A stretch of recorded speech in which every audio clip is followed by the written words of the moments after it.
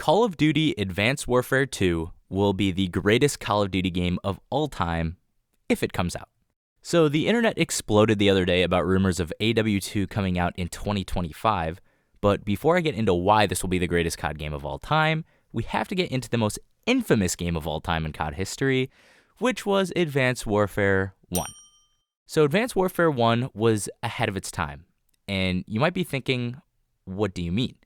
I truly believe that this game was ahead of its time because of how technologically advanced it actually was.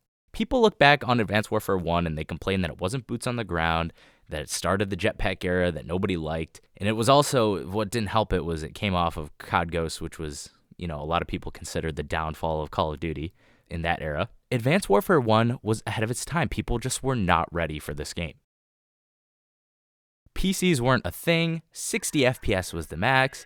It was 2014, I believe, when this game came out, and trust me when I say internet today is much better than internet back then. What do I mean by internet? I literally mean like internet, like download speeds, upload speeds. This plays a huge factor because this game was totally built to be a high FPS game. Like, just think about all the jump movements and the strafe movements with the jetpack, how fast-paced things were.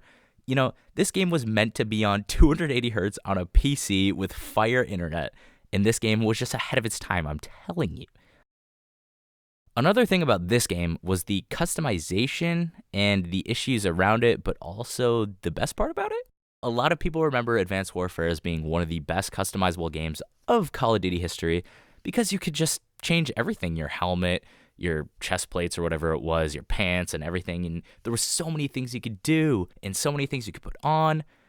But the issue there was that it was like the loot box era. So you had to buy a loot box to get some of the stuff that you wanted, and you couldn't earn it. And it was the whole thing where you'd have to buy so many boxes, and even that doesn't guarantee you to get something that you'd want that someone else has. People just hated that. It was also like the CSGO loot box era, I think, where, I'm not going to get into that. But certain guns would only be attainable by loot boxes too, and that was just like unfair advantages. Think Obsidian Steed and the ASM-1 thing. Here, I'll put it on screen. But yes, those guns were unbelievable. The only way you could get them was loot boxes, so you couldn't even earn it, which was horrible. Just in general, the customization was absolutely epic in that game.